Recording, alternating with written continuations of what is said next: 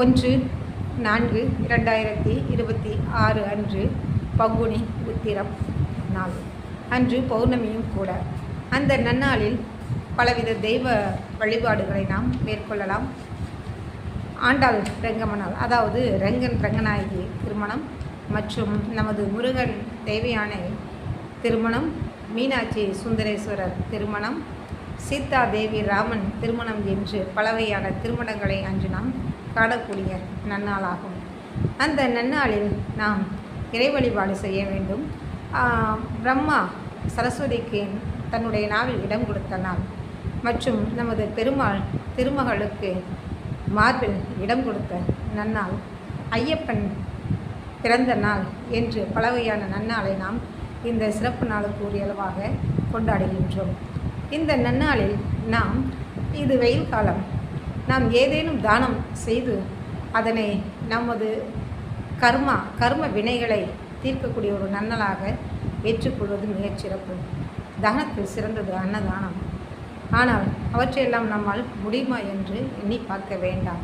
ஏதோ இருவருக்கு நமது கையினால் உணவு அளிப்பது கூட தானத்தில் சிறந்த தானம்தான். நீர்மோர், பானக்கரம் போன்றவற்றை இந்த வெயில் காலத்தில் கொடுப்பதும் கூட ஒரு வகை தானங்கள் சிறந்ததாகத்தான் சொல்லப்படும். ஏன், ஒரு பசிவிற்கு கூட நம்மால் சிறு அகத்திக்கீரை கட்டை கொடுக்கலாம், அதுவும் ஒரு தானம்தான். நாம் அன்று செய்யக்கூடிய வினைகள் நம்மை மேல்நிலைக்கு இட்டுச் செல்லும்.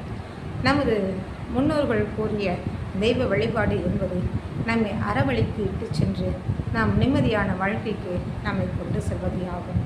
அந்த நன்னாளில் நாம் காலை வழிபாடு செய்யலாம், அல்லது இயலாதோர் மாலை வழிபாடு செய்யலாம்.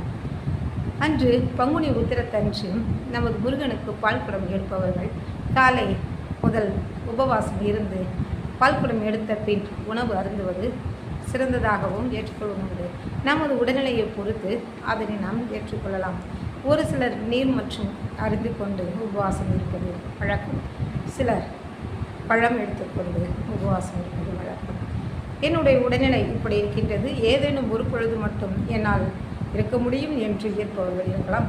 அதுவும் இயலவில்லை என்றால் மாலை பொழுதில் என்னால் வழிபாடு செய்ய இயலும் என்று மன தூய்மை, அகத்தூய்மை, புறத்தூய்மை, தூய்மைகளிலும் நாம் சிறந்ததாக கொண்டு பலருக்கும் முன்னோடியாக இருந்து வாழ்வது சிறந்த அறம் என்று நமது வழிபாடுகள் நமக்கு உணர்த்துகின்றன. அத்தகைய வழிபாட்டினை மேற்கொண்டு நாம் அனைவரும் சிறப்பாக வாழ இறைவனை வேண்டுகின்றேன்.